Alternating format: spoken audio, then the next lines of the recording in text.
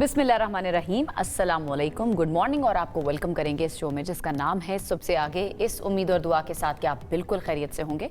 मेरा नाम अनम अहमद है। मेरा नाम आयशा यूसुफ है। एक काम कीजिए, अगर आपके इर्द गिर्द आपके अम्मी अबू मौजूद हैं, आपके बहन भाई, आपके घर वाले, आपके प्यारे मौजूद हैं, तो उनको एक हक कीजिए, उनको गले लगाइए और अल्लाह का शुक्र अदा कीजिए कि वो इस वक्त भी आपके साथ मौजूद हैं, हयात हैं और आप उनकी मौजूदगी को महसूस भी कर सकते हैं। क्योंकि ऐसे बहुत सारे लोग हैं जो हम पिछले 3 से 4 दिन से देख रहे हैं। कराची गुल प्लाज़ा की बात हो जाए या इसके अलावा जो हादसात होते हुए हमें नज़र आते हैं, आपको नहीं पता कि कौन सा लम्हा या कौन सा दिन आपके प्यारों का आपके साथ आखिरी मौका है। तो जितना फ़ायदा उठा सकते हैं उनकी मौजूदगी का, उनसे अपनी मोहब्बत के इजहार का और उनको ये बताने का कि वो आपके लिए कितना मैटर करते हैं, किसी मौके को, किसी लम्हे को ज़ाया मत कीजिए। इसके ऊपर हम आगे भी बात करते हैं, लेकिन इससे पहले कि हम आगे बढ़ें, ये बड़ा ज़रूरी है कि क्योंकि गर्दिश रोज़गार का चलना भी ज़रूरी होता है, तो मौसम की अपडेट हम दे देते हैं ज़रा, फिर हम ज़रा मौसम बता देते हैं। महकमा मौसमियात इस बारे में कह रहा है कि आज से 24 जनवरी तक ताकतवर मगरबी सिस्टम मुल्क के बालाई इलाकों को मुतासर कर सकता है। खैबर पख्तूनख्वा की बात कर लें, कश्मीर की बात कर लें तो वहाँ पर बर्फबारी और बारिश, इसके अलावा फ्लैश फ्लड का खतरा भी जाहिर किया जा रहा है। दरियाए काबुल और मुआविन नदी नालों में भी फ्लैश फ्लड का खतरा जो है वो बताया जा रहा है। चित्राल की बात कर लें, दीर, मालाकंड, मानसहरा समेत मुतअद्दिद अजला ऐसे हैं जिनके लिए ये फ्लैश फ्लड का अलर्ट जारी कर दिया गया है। फ्लैश फ्लड यानी कि इतनी ज़्यादा बारिशें हो सकती हैं कि फ्लड्स भी आ सकते हैं और सर्दी के मौसम के अंदर। खैर, NDMA जो है वो ये कह रहा है कि KP और ज़िले इंतज़ामिया को हाई अलर्ट रहना चाहिए। हसास मकामात की निगरानी की भी हिदायत उनकी तरफ से की गई, जबकि अगर बलूचिस्तान की तरफ चले तो वहाँ बेशतर अजला में भी आज से बारिश और बर्फबारी का इम्कान जाहिर किया जा रहा है। यानी कि हम ये कह सकते हैं कि सर्दी की एक और लहर जो है ना वो अनम आ सकती है। पिछले 3 से 4 दिन तो हमें महसूस हो रहा था कि सर्दी थोड़ी सी कम हुई है, थोड़ी सी ज़रा, स्पेशली दोपहर के वक्त तो आपका थोड़ा सा दिल भी घबराता था, आपकी जैकेट्स और स्वेटर्स उतर चुके थे। लेकिन अभी जो फोरकास्ट है, जो नज़र आ रहा है, लग ऐसा रहा है कि सर्दी की एक और लहर सताएगी हमें और हम इंजॉय भी कर सकते हैं। तो जिन्होंने भी लॉन्ग बूट्स पहनने हैं, जिन्होंने बड़े बड़े अपने कोट्स और जैकेट्स पहननी है, जिनको शौक़ है, वो अभी उठाकर ना रखें अपनी अलमारियों में, अपनी संदूकों में, अभी बाहर ही रखें क्योंकि एक और लहर आ सकती है। बिल्कुल ऐसा ही। इसी पर बात करने के लिए हमें ज्वाइन किया है डायरेक्टर फोरकास्टिंग इरफान वेद साहब ने। इरफान साहब, बहुत शुक्रिया हमें ज्वाइन करने के लिए। मौसम के बारे में थोड़ा सा बताएं, आइंदा आने वाले दिनों में, आइंदा आने वाले 24 घंटों में मौसम कैसा रह सकता है? एक तो ओवरऑल पूरे मुल्क का पहले बता दें आप। देखिए, अभी फिल वक्त जो मगरबी हवाओं का सिलसिला है वो पाकिस्तान में आज शाम रात को एंटर हो जाएगा। बलूचिस्तान में ये पहले अफेक्ट करेगा। आज शाम और रात को जब ये बलूचिस्तान में एंटर हो जाएगा कि बलूचिस्तान के बेशतर इलाकों में जो है ना, खास तौर पे जो किला सैफुल्ला, किला अब्दुल्ला, कोयटा, मस्तून, कलात, नोशकी के इलाके होंगे, इसके अलावा खुलदार भी होगा और जो कुछ साली इलाके भी हो सकते हैं। तो इसमें जो है ना वो बारिश आज शाम रात से स्टार्ट हो जाएगी और पहाड़ों पर जो है ना वो बर्फबारी हो जाएगी। ठीक है। अच्छा, ये मौसम जो है इरफान साहब, माफ़ कीजिएगा, ये मौसम या इस मौसम में जो बारिश हो रही है, ये नॉर्मल है, एक्सपेक्टेड थी, या फिर ये अनएक्सपेक्टेड बारिशें और अगर सैलाब खुदा न खासा आता है तो आ सकता है? देखिए, ये एक्सपेक्टेड जो विंटर में ना, मौसम सरमा में इस तरह के जो मगरबी हवाओं के सिलसिले हैं वो आते हैं पाकिस्तान में। पहले तो नंबर ऑफ जो इस तरह के मगरबी हवाओं के सिलसिले थे वो ज्यादा हुआ करते थे, अब जरा कम है।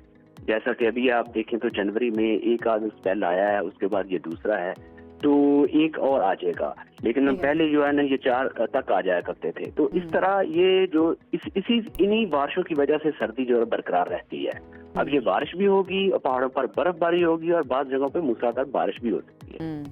और फ्लैश फ्लड का जो ये खतरा जाहिर किया जा रहा है, ये किन इलाकों की बात हो रही है और कितना खतरनाक हो सकता है? क्योंकि सर्दियों में फ्लैश फ्लडिंग हमने बहुत कम ही सुनी या देखी है। देखिए, जो ज्यादातर जो है ना वो इलाकों में जो पहाड़ी इलाके होंगे, जितने भी पहाड़ी इलाके होंगे, उसमें बर्फबारी का जो है ना एलिमेंट वो ज्यादा होगा। ज्यादातर इलाकों में पहाड़ों पे जो है ना वो बर्फबारी होगी और जिसमें दीर, सवात, चित्राल और बनेर, बटग्राम, मालाकंड के इलाके शामिल हैं। इसके अलावा गिलगित बल्तिस्तान और कश्मीर में भी हो जाएगी। मरी, गलियात और कागान, नारान में भी जो हम एक्सपेक्ट कर रहे हैं कि अगले 2 रोज में जो है ना वो ये बर्फबारी हो जाएगी और इन जगहों पे, बाज़ जगहों पे अच्छी बर्फबारी हो जाएगी, ज्यादा बर्फबारी हो जाएगी। ठीक है। और ये जो बड़े शहर हैं, कराची, लाहौर, मुल्तान, इस्लामाबाद, इधर का बता दें। देखिए, ये वाला जो स्पेल है जो आज शाम रात बलूचिस्तान में होगा, ये कल जो होगा जुमेरात और जुम्मे को, ये पंजाब के इलाकों में भी बारिश करेगा और पंजाब में जो है लाहौर, शेखपुरा, गुजरांवाला, हाफिजाबाद, मंडी बहाउद्दीन, झेलम, सरगोदा, ये तमाम इलाके जो है ना यहाँ पर बादल होंगे और बारिश होगी। इसके अलावा जो सिंध के इलाके होंगे उसमें जुमेरात के रोज, आज रात को जो है ना वो बादल आ सकते हैं और जुमेरात के रोज सिंध के इलाकों में बादल भी होंगे और बारिश भी होगी, कराची समेत। All right, thank you so much Irfan साहब हमें ज्वाइन करने के लिए और हमें अपडेट देने के लिए कि मुल्क भर में मौसम की क्या सूरत हाल रह सकती है। तो जनाब अगेन फिर मैं वही बात करूंगी, अपने स्वेटर्स, अपने जो ब्लैंकेट्स है ना वो अभी रखिएगा नहीं, क्योंकि एक और लहर सर्दी की वो आने वाली है जो आपको मुतासिर कर सकती है अगर आपके पास मोटे और गर्म कपड़े मौजूद ना हो। जी आगे जी, हम कराची की बात कर रहे थे, जिस तरह आपने इब्तदाइये में भी आयशा ने बात की है, इस पर बात करनी बहुत ज़्यादा ज़रूरी है। हम जितना हो सके इस पर बात करके मुतासरीन जो हैं उनकी दाद रसी करने की जितनी कोशिश कर सकें हम अपनी तरफ से, मीडिया का भी एक ज़ाहिर एक रिस्पॉन्सिबिलिटी होती है, हम वो अदा कर रहे हैं। अच्छा जी, कराची गुल प्लाजा सानहे के बाद मुतासरीन एक और मुश्किल मरहले से गुजर रहे हैं, वो मरहला है अपने प्यारों की तलाश और प्यारों की शनाख्त का मरहला। अब सानहा गुल प्लाजा में जाँ बहक अफराद की शनाख्त का अमल जारी है। मज़ीद 3 अफराद की शनाख्त जो है वो अभी तक कर ली गई है। एक खातून की भी इसमें लाश जो है वो शामिल है। DNA से शनाख्त की जाने वाली लाशों की तादाद 5 हो गई है और मजमूई तौर पर जो जाँ बहक होने वाले अफराद हैं उनमें 11 की शनाख्त जो है वो कर ली गई है और 17 लाशों की शनाख्त का अमल अब भी जारी है। और ये नंबर बहुत बड़ा है क्योंकि अभी तक ये वो लोग हैं जो कि बाहर जिनको निकाल लिया गया है, जिनकी लाशों को निकाल लिया गया है, अभी बहुत ज़्यादा जो मेजॉरिटी है वो तो लोग अभी तक मिसिंग हैं।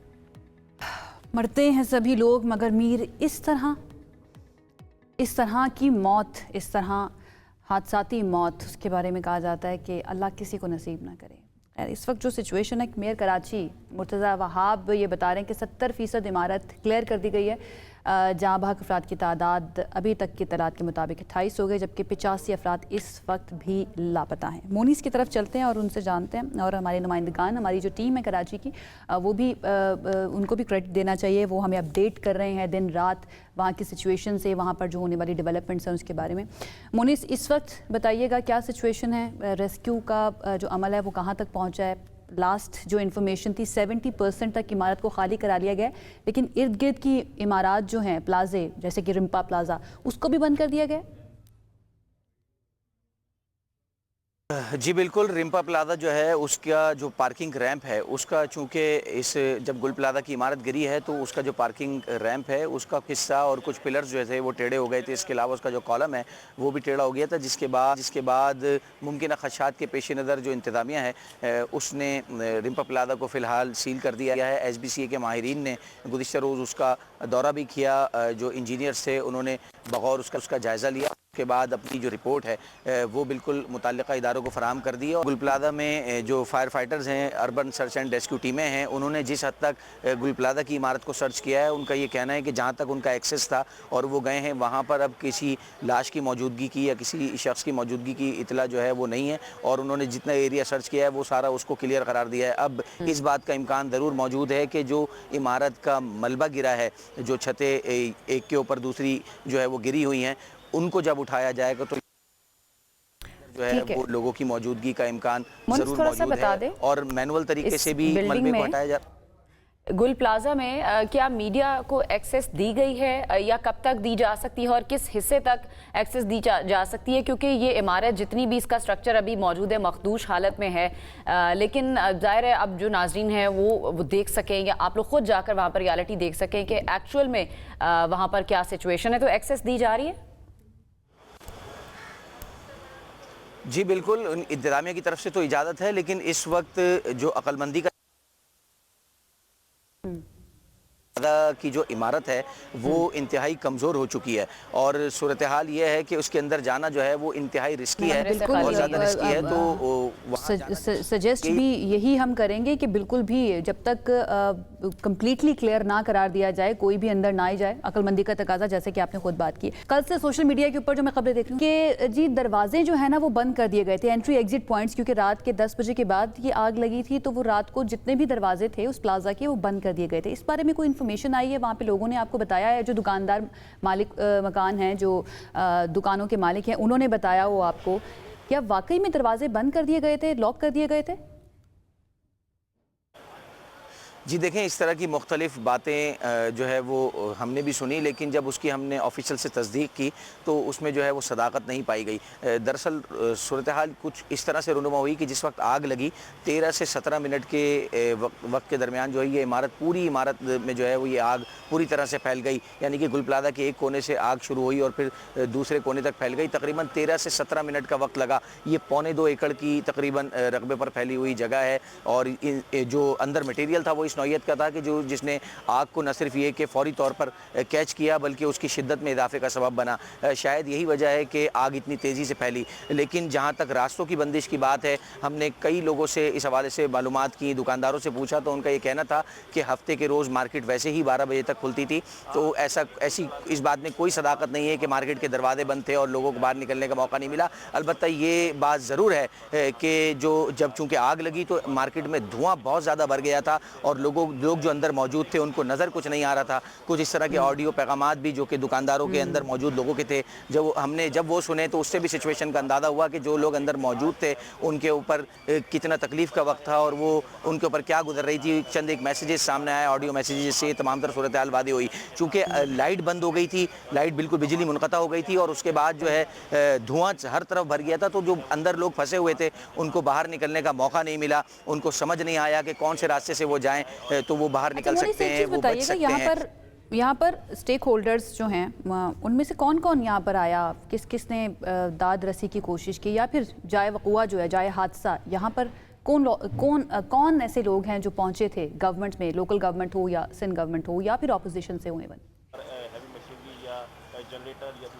دیکھیں صوبائی حکومت کی جو شخصیات ہیں ان کی بھی آمد کا سلسلہ جاری ہے۔ اس کے علاوہ گزشتہ روز ہم نے دیکھا کہ وفاقی وزیر تجارت جام کمال جو ہیں وہ بھی یہاں پہنچے تھے، انہوں نے بھی اس تمام تر صورتحال کا جائزہ لیا اور انہوں نے تاجروں سے اظہار ہمدردی بھی کیا اور ساتھ کہا کہ صوبائی حکومت کے ساتھ مل کر جو ہے وہ پلان کرے گا وفاق، اور ضرور جو تاجر ہیں ان کے نقصان کا ازالہ کیا جائے گا۔ ساتھ ہی ساتھ انہوں نے جانی نقصان پر افسوس کا اظہار بھی کیا۔ اس کے علاوہ فیڈریشن کے نمائندے، اس کے علاوہ سیاسی شخصیات اور ڈسٹرکٹ ایڈمنسٹریشن کے لوگ، تمام تر ہی لوگ جو ہے وہ اس واقعے کے بعد، کیونکہ ایک بڑا سانحہ ہے یہ، تو لوگ یہاں آ رہے ہیں، اس تمام تر صورتحال کا جائزہ بھی لے رہے ہیں اور اس کے بعد اپنے خیالات کا بھی اظہار کرتے ہیں۔ سیاسی شخصیات بھی آ رہی ہیں، سماجی شخصیات بھی آ رہی ہیں، لیکن وہ لوگ جو کہ یہاں پر اپنا کردار ادا کر رہے ہیں اس میں 4 سے 5 ادارے ہیں جو کہ مشترکہ طور پر اپنے جو ہے وہ ذمہ داریاں سر انجام دے رہے ہیں۔ اس میں KMC کا urban search and rescue department ہے، اس کے علاوہ ڈیزاسٹر مینجمنٹ کی ٹیمیں ہیں، ریسکیو 1122 ہے، اس کے علاوہ فلاحی اداروں کے رضاکار ہیں۔ یہ تمام تر جو ہے وہ اپنی ذمہ داریاں سر انجام دے رہے ہیں۔ اس کے علاوہ مشینری کے ساتھ ساتھ سر انجام دے رہے ہیں اور وہاں پر ریسکیو کا عمل اب بھی جاری ہے۔ جو سیاسی شخصیات وزٹ کر رہی ہیں، وی ہوپ کہ وہ ان لوگوں کے لیے کچھ کریں۔ اب جو نقصان ہونا تھا جس کا وہ ہو چکا ہے، لیکن جو متاثرین ہیں ان کی امداد کے حوالے سے ان کی جس حد تک ہو سکے داد رسی کی جانی چاہیے۔ مونس سراج، بہت بہت شکریہ، آپ ہمارے ساتھ موجود تھے۔ اب کراچی کے بارے میں ہمیشہ ایک شعر ہے، میں کہتی ہوں، کیونکہ ہم کراچی کے مسئلوں کو بہت زیادہ ڈسکس کر رہے ہوتے ہیں، اور وہ یہ ہے کہ اس شہری خرابی میں غم عشق کے مارے زندہ ہیں، یہی بات بڑی بات ہے پیارے۔ ایک بریک کی طرف ہمیں جانا ہے، لیکن جب ہم بریک سے واپس آئیں گے تو بتائیں گے کہ کراچی والے کیا کچھ ان کے اوپر نہیں گزری ہے۔ انہوں نے اسٹریٹ کرائم بھی دیکھا ہے، دہشت گردی بھی دیکھی ہے، انہوں نے دھماکے بھی دیکھے ہیں، انہوں نے انفراسٹرکچر بھی دیکھا ہے، بھتہ خوری جو ہے وہ بھی دیکھی ہے۔ اس کے باوجود ایسی کون سی چیز ہے جو ان کے حوصلوں کو ٹوٹنے نہیں دیکھتی؟ ان کی ریزیلینس کی وجہ کیا ہے؟ اس کے اوپر ہمیں بات کرنی ہے، کیونکہ کچھ ایسی سٹوریز ہمارے سامنے آئی ہیں سانحہ گل پلازا کے بعد کہ وہاں پر جو لوگ موجود تھے، جو کام کرتے تھے، ان کی دکانیں جل گئیں، ان کا سب کچھ ختم ہو گیا، ان کا نقصان، مالی نقصان ہو گیا، الحمدللہ جانی نقصان نہیں ہوا، لیکن اس کے باوجود سوشل میڈیا کے ذریعے وہ یہ بتا رہے ہیں کہ ہم میں ابھی جان باقی ہے۔ ایک بریک کے بعد اس پہ بات کریں گے، ساتھ رہیے۔ بریک کے بعد آپ کو کہیں گے خوش آمدید۔ جو سانحے کی ہم بات کریں، اس طرح کے سانحات پہلے بھی ہم نے دیکھے ہیں، لیکن وہ سیاست کی نظر ہو جاتے ہیں۔ سانحہ گل پلازا پر بھی قومی اسمبلی میں حکمران اتحاد آمنے سامنے آیا، جہاں پر متحدہ قومی موومنٹ پاکستان اور پاکستان پیپلز پارٹی ایک دوسرے پر ہمیں الزامات لگاتے ہوئے، بوچھاڑ کرتے ہوئے نظر آئے، اور ایسے میں وزیر دفاع خواجہ آصف نے بھی تنقید کی۔ قومی اسمبلی کا جو اجلاس ہے ڈپٹی اسپیکر غلام مصطفیٰ شاہ کی زیر صدارت ہوا، اور MQM کے مطالبے پر اجلاس کا ایجنڈا اس کو معطل کر کے کراچی میں پیش آنے والے سانحہ گل پلازا پر بحث کی گئی، اور اس دوران حکمران اتحاد ہمیں تقسیم ہوتا ہوا نظر آیا۔ سیاسی جماعتیں آمنے سامنے آئیں، اور بڑا امپورٹنٹ سٹیٹمنٹ یا ہم کہیں اظہار خیال کیا گیا فاروق ستار صاحب کی جانب سے۔ وہ ہمارے ساتھ بھی موجود ہوں گے، لیکن پہلے سن لیجئے کل نیشنل اسمبلی میں انہوں نے کہا کیا تھا۔ For permission, I move an adjournment motion to suspend the business of the National Assembly House for today, and in lieu of that, immediately take up the discussion on the incidents at Gul Plaza.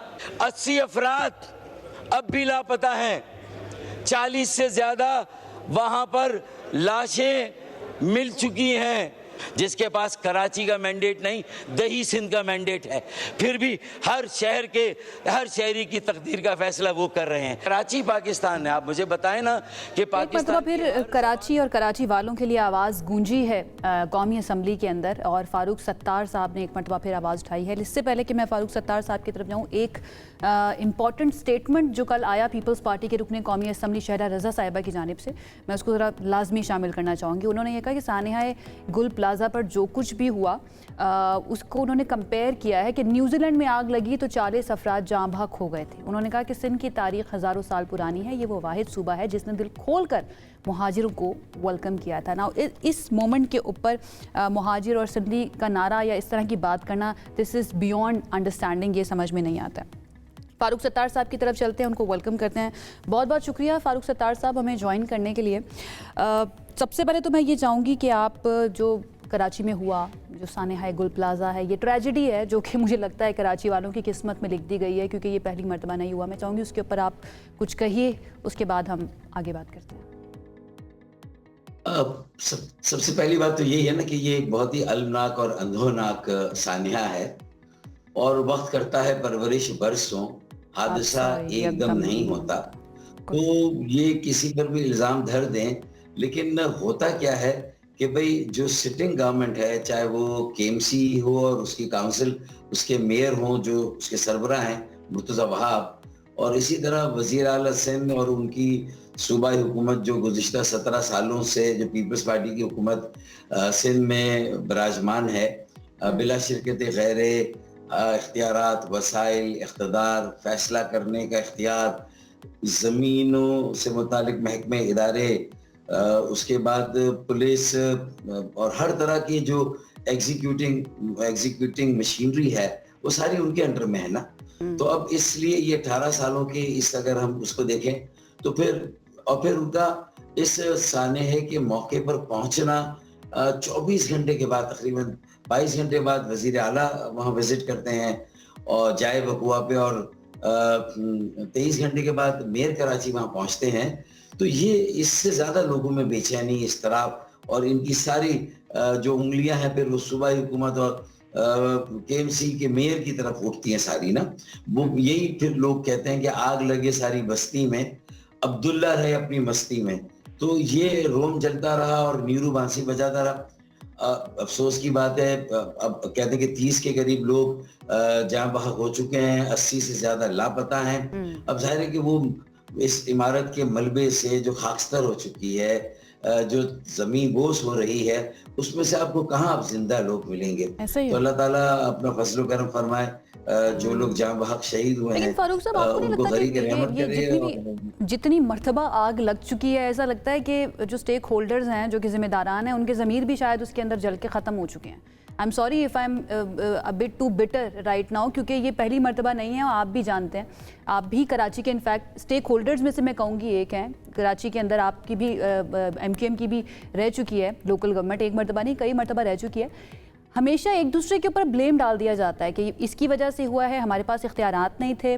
फिर जब local government की बात आती है, आपने कल भी national assembly में बात की कि लोकल गवर्नमेंट जो है उसको एम्पावर किया जाना चाहिए, लेकिन 28th अमेंडमेंट के अंदर आप लोगों की ये शर्त थी कि उसको शामिल किया जाए और उसको शामिल नहीं किया गया। उसके बावजूद आप लोगों की तरफ से कोई एहतजाज किया गया, कुछ कहा गया कि भाई हम लोगों का ये जो पॉइंट था, हम लोगों की जो ये शर्त थी, इसको क्यों ऐड नहीं किया गया उसके अंदर? इल्ज़ाम किसी पर भी आप दे देना, लेकिन अगर निज़ाम की ख़राबी है और निज़ाम ही रिस्पॉन्सिव नहीं है और जवाबदेह नहीं है, اور کسی مسئلے کا حل اس میں ڈھونڈنا جو ہے وہ ایکسرسائز ان فیوٹیلٹی ہے.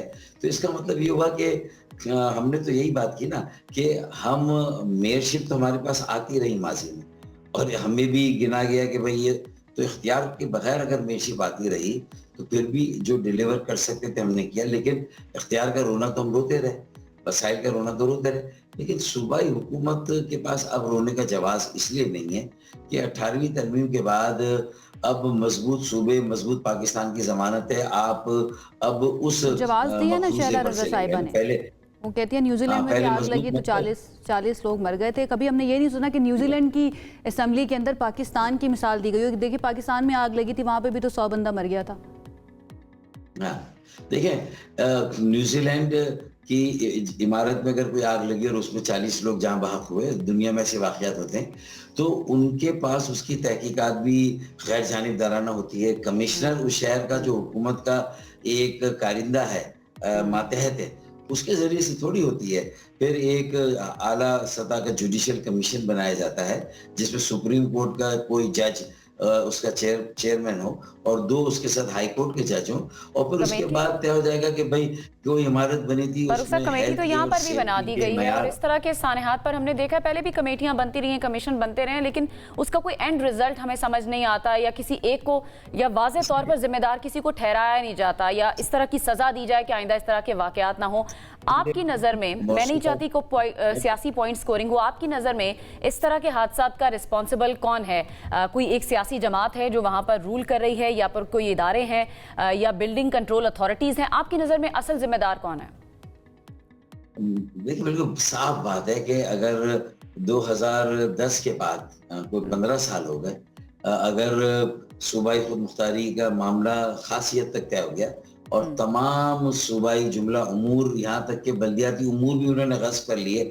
مشرف صاحب کے زمانے کا قانون ختم کر کے جو بلدیاتی قانون وضع کیا وہ 140(a) کی صریح نفی, جس کو جسٹس گلزار احمد شیخ نے ہماری ایک پٹیشن پہ کہا کہ ہاں یہ غلط کیا گیا, یہ متصادم ہے سارے صوبوں کے قوانین 140(a) کی اسپرٹ سے, تو اس کے مطابق بنائے جائیں. پھر بھی توہین عدالت کا ارتکاب ہو رہا ہے, لیکن اس کے مطابق ان کو نہیں بنایا جا رہا. تو پھر تو دیکھیں صوبائی حکومت کا لارجر امبریلا ہی ان ساری چیزوں کا ذمہ دار ہے. وہ اپنے میئر کو اگر اختیارات نہ دیں کہ انہیں جو فائر سیفٹی کے لیے, ہیلتھ سیفٹی کے لیے انہیں جو چیزیں درکار ہیں وہ ان کو پوری ملنی چاہیے. اگر وہ نہیں ملتی تو ہم تو میئر کا مقدمہ لڑنا, چاہے چھینی ہوئی کرسی ہو, دھاندلا کر کے 50 سیٹ ہماری کم کر کے زبردستی وہ اپنا میئر لے آئے کراچی.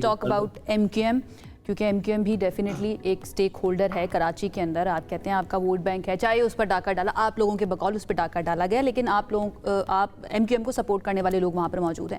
ایم کیو ایم اب کیا کرنے جا رہی ہے؟ کیونکہ کچھ روز پہلے ہم نے دیکھا تھا علی خورشیدی صاحب نے کہا تھا کہ کراچی بچاؤ مہم بھی کوئی شروع کرنے لگے ہیں. اس کے اندر پھر آپ لوگ کیا کریں گے؟ اینڈ دین کوئی پلان ابھی تک بنایا گیا ہے, کوئی گولز رکھے گئے ہیں کہ احتجاج کیا جائے گا یا اسمبلی میں آواز اٹھائی جائے گی, کیا جائے گا؟ دیکھیں اس کا پہلا تو مقصد یہ ہے کہ کراچی اسٹریٹجک پلان, جو کراچی کا master plan M Q M نے وضع کیا تھا, اس سے ہٹ کر کوئی اور پلان بن رہا ہے, اور اگر اس پلان کا جواب دہی نہیں ہوئی, حساب نہیں ہوا کہ اس کی کتنی سنگین خلاف ورزیاں کی گئی ہیں 2018 کے بعد سے خاص طور پر, اور 2007 میں جب یہ بنا تھا اس کے بعد سے, اور وہ حکومت سندھ نے بھی اس کو نوٹیفائی کر کے اس کو اپروو کیا ہے. اب کوئی نیا پلان بنے گا تو اس کا مطلب لوگوں کی آنکھوں میں دھول جھونکی جائے گی. تو پہلی بات تو یہ, تو ہم اس کے لیے لوگوں میں جا کر ایک شعور اور آگہی دے کے انہیں کسی پرامن احتجاج کے لیے ہم تیار کر رہے ہیں, اور ہم اپنی ماس بیس کو اور عوام سے دوبارہ جڑ کے ہم اس کو جو ہے وہ اپنے ساتھ ملا دیں, تاکہ کوئی تحریک اگر شروع کرنی ہے کراچی کو بچانے, اور کراچی کو بچانا مقصد پاکستان کو بچانا ہے, کراچی کی تعمیر ترقی سے پاکستان کی تعمیر ترقی جڑی, بقا اور سلامتی سے پاکستان کی کراچی کو بچانے کے لیے مشورہ کیا دیں گے فاروق ستار آپ سندھ گورنمنٹ کو, کیونکہ آپ بھی سٹیک ہولڈر ہیں, کیا کرنا چاہیے فوری طور پر؟ ظاہر صاحب نے مل کر ہی کراچی کو بہتر کرنا ہے. پہلا مشورہ تو یہ کہ دیکھیں لیڈ کون لے گا, وزیر اعلیٰ لیں گے, لیڈ کون لے گا, میئر کراچی لیں گے. اب تک ان کے دور اقتدار میں انہوں نے کوئی اپوزیشن کی جماعتوں کو, چاہے وہ صوبے کی ہوں چاہے وہ کے ایم سی کی ہوں, کیا ان کو بلا کر وہ کسی بات پہ کوئی اتفاق رائے قائم کرنے کی, اپنے کسی منصوبے یا کسی چیز پر ان کو جو ہے وہ اعتماد میں لینے کی کوشش کی, کوئی عمل نہیں. بلکہ یہ بات آ رہی ہے مختلف میڈیا چینل سے, اور لوگ کہہ رہے ہیں کہ بھائی جو 18 ٹاؤن ہے اس میں کچھ پیپلز پارٹی کے, باقی Jamaat Islami P T I کے, کسی ٹاؤن ناظر چیئرمین سے جو ہے وہ اب تک مرتضیٰ وہاب صاحب نہیں ملے. تو جب وہ اپنے ساتھ جو نیچے کام کرنے والے 18 ٹاؤن ہیں ان کے ساتھ انہوں نے ان 3 سالوں میں, جو 3 سال ہو گئے ان کے دور اقتدار کو, میئر کے اور 2.5 سال وہ ایڈمنسٹریٹر بھی رہے, تو 5.5 سال میں اگر وہ نیچے ٹاؤن کے لوگوں سے ان کا کوئی رابطہ نہیں ہے, کوئی مربوط منصوبہ بندی پلاننگ نہیں ہے. دیکھیں نا, ایک سمپل کام ہی تھا نا, 275 تجارتی مراکز ہیں اس طرح جس میں ایک کا ثانیہ ہو گیا, اللہ نہ کرے باقی میں صرف فائر الارم اور اسموک ڈیٹیکٹر جو سینسرز ہوتے ہیں, اگر یہ ساری مارکیٹوں میں KMC یا حکومت سندھ لگا دے, یا کم از کم اس کا پابند کرے وہاں کی تاجر انجمنوں کو, تو کم از کم ایک حصے میں آگ لگے, اس کا دھواں پوری مارکیٹ میں چلا جائے اور لوگوں کو نکلنے کا موقع نہ ملے, تو میں سمجھتا ہوں کہ کم از کم باقی مارکیٹ کو تو کہیں نہ کہیں سے پھر خالی کرایا جا سکتا ہے. لوگوں کو کاٹ انویئرس, ان کو پتہ نہیں ہوتا, اور اچانک ان کی دکانوں میں اور ان کے حصے میں بھی وہ دھواں آ جاتا ہے. اور اپنی مجلس قائمہ کو مؤثر بنائے. فاروق ستار صاحب, ڈرلز کروائی جاتی ہیں. آئی ریمبر, میں تھوڑا سا باہر رہ کر آئی ہوں, ہم جس بلڈنگ میں رہتے تھے وہاں پر ہر کچھ عرصے کے بعد مہینے میں ایٹ لیسٹ ایک مرتبہ ڈرل کروائی جاتی تھی کہ اگر آپ کو بھاگنا پڑے تو آپ نے کہاں سے جانا ہے. جی ہاں, فائر سیفٹی کے ڈیوائسز لگے ہوتے ہیں. چائنا سے ہم قبرستان کے پھول منگا رہے ہیں, ہالینڈ کی بجائے اب چائنا سے شادی بیاہ کے پھول اور سالگرہ کے غبارے سارے چائنا سے. کیا وہاں سے یہ ڈیوائس ہمیں نہیں مل سکتے جو ایک بال نما ہوتے, ایک پین نکالی اور پورے فوم نکلا اور اس نے آنن فانن کسی بھی کہتے ہیں وہ نقش اگر باطل تکرار سے کیا حاصل. یہاں پر نقش ہی باطل ہے تو بار بار تکرار کر کے لڑ جھگڑ کے کیا فائدہ. لیکن پھر بھی انسانیت کا تقاضا یہ ہے, یا ہماری کام کا تقاضا یہ کہ ہم بار بار اس پر بات کر سکیں. اور ڈیفینیٹلی آپ جیسے ریپرزینٹیٹیوز جو ہیں ان کی آواز بھی بہت معنی رکھتی ہے. لیکن جب آپ لوگ جائیں گے اور لوگوں سے ملیں گے تو یہ سوال بھی آپ سے ہوگا کہ وفاق کے اندر آپ اسی جماعت کے ساتھ اتحاد میں موجود ہیں, تو وہاں پر آپ کچھ کیوں نہیں کرتے ہیں. اس کے اوپر کامنٹ کر دیجئے, then we'll conclude the session. سب سے پہلے تو کہ وفاق میں جو ہم کر سکتے ہیں کہ M&A فنڈ سے 40 ارب لائے, جو سڑکیں کسی وجہ سے KMC یا ٹاؤنز نہیں بنا سکے وہ ہم نے تھوڑی بہت بنانا شروع کی, اس سے لوگوں کو ایک اعتماد آیا. ہم نے سرجانی ٹاؤن میں ایک کامیاب اجتماع کے 15,000 اور ملیر میں 20,000 لوگ ری کنیکٹ ہو رہے ہیں. اور یہ کراچی بچاؤ موومنٹ سے ہماری پورا تنظیمی ڈھانچہ اور منتخب نمائندے عوام میں جا رہے ہیں. اور ہم ایک بہت رمضان کی سے پہلے یا اس کے بعد, عید کے بعد, ہم ایک کل جماعتی کل شعبہ جاتی ایک بہت بڑی کانفرنس کرنے جا رہے ہیں جس میں ایک مشترکہ حکمت عملی کراچی بچانے کی ہے. اور میں نے تو کل یہ اندیا دے دیا نا دھکے چھپے لفظوں میں کہ آزاد کشمیر میں تو 10,000 لوگ سڑک پر آ کر بیٹھ گئے. پوری جو ہے وہ وفاق کی حکومت جا کے اس نے سڑک پر جا کے مذاکرات کیے اور سارے مطالبات تسلیم کیے. تو میک نو مسٹیک, کراچی کو ہلکا نہ لے. کراچی میں اگر یہ موبلائزیشن ہو گئی, بشرا زیدی کے واقعے کے ایک واقعے سامنے کے بعد پورے کراچی کے نوجوان جامعات سے نکلے تھے, ہم یہ موبلائزیشن کر رہے ہیں. مجھے یقین ہے وہاں 10,000 نکلے تھے, 10 لاکھ لوگ کراچی کی کسی بڑی شارہ پر کسی بھی واقعے کے بعد, یا یہ MQ بچاؤ تحریک جب کلمینیٹ ہوگی تو یہ نکلیں گے اور سب ٹھاٹ پڑا رہ جائے گا. وقت میرے پاس ختم ہو گیا, مجھے بار بار کہا جا رہا ہے فاروق ستار صاحب MQM کر پائے گی, اتنے لوگوں کو ضرورت پڑ گئی تو نکال پائے گی سڑکوں پر. دیکھیں مجلس قائمہ کو فنکشنل کر دیں. 140 ہے کہ اب یہ 28ویں ترمیم میں اس کے لیے وزیر اعظم نے پکا جو ہے وہ ہم سے وعدہ کیا اور اندیا دیا ہے. 27ویں میں خوشخبری دے دی تھی لیکن سندھ پیپلز پارٹی کی مخالفت پر روک دیا. اب پنجاب اسمبلی سے قرارداد اس کے حق میں منظور ہوئی ہے اور وہاں کی پیپلز پارٹی نے بھی اس کے حق میں جو ہے ووٹ دیا ہے. اسی طریقے سے نئے صوبوں اور نئے انتظامی یونٹس کی بات ہو رہی جس کا میں نے کہا تھا جب میں نے کل ذکر کیا تھا. مطلب آپ کا پوائنٹ اگین پھر یہی ہے لوکل گورنمنٹس کو اور زیادہ امپاور کیا جائے.